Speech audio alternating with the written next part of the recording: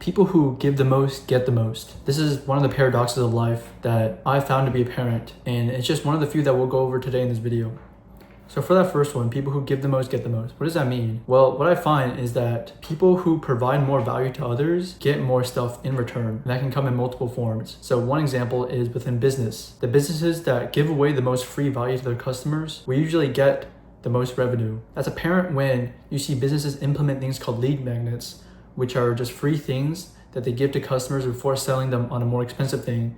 And the better the lead magnet, which means the more you give away, the more likely someone is to purchase from your business. Now, the second example I have is when it comes to networking. So when people network, the beginners that do it, right? The people who are in college, in high school, they just try to get people's LinkedIns.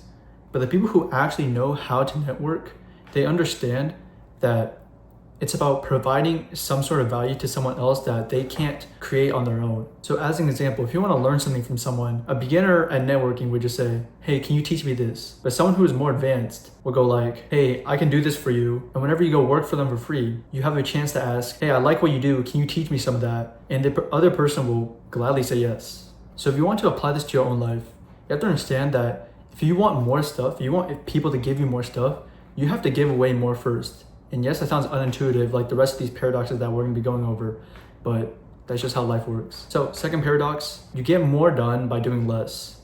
What do I mean by this? So imagine you have something you need to accomplish. Let's say you want to get fit. There's so many hours in a day, and there's so many ways you can spend your time. And imagine you try to do as many things as possible. You try to get fit, you try to build a business, you try to take a bunch of classes, right? You're not gonna have as much time for working out or cooking or dieting, anything like that. Compared to the person who's a professional bodybuilder, all they do is work out and track their calories all day.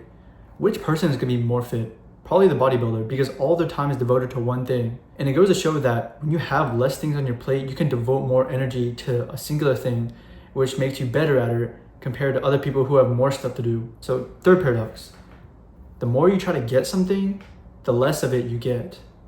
And the more you try to avoid something, the more it comes and finds you. So let me give you an example on what this means. Let's go back to the business example earlier. If you focus all your attention on trying to make money with your business, trying to get something, it's gonna be really hard to actually make money because people can sense that you're just out there to get the money from them. Versus providing a lot of value that's hopefully free to people where you're not thinking about making money, but because people understand that, they're more willing to buy from you and give you money because they can see that you're not just out there to take whatever money they have from them. And another thing, this works with confirmation bias. So that you have some kind of fear, right? The more you try to avoid that fear, the more you recognize it in your life, which is why people tell you to confront your fears, face your fears, and not avoid them, because that's how you actually minimize it, which sounds strange, but it's just how life works. Third paradox, you don't rise to the level of your goals, you fall to the level of your systems. So it sounds weird because everyone tells you to set goals to achieve your dreams. But the thing is, if you just try to set a goal of, let's say, I want to lose 10 pounds, you're probably not going to get there because it doesn't provide what to do. Instead, if you set a system, I'm going to only eat these foods during the day from this time to this time.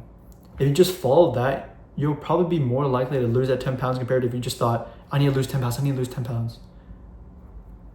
And I think this is talked about in like Atomic Habits or something. But if you set systems that will raise your baseline to the level of what you want your goal, original goal, to be set at. Now, the fourth and final paradox I want to go over is working smarter versus working harder.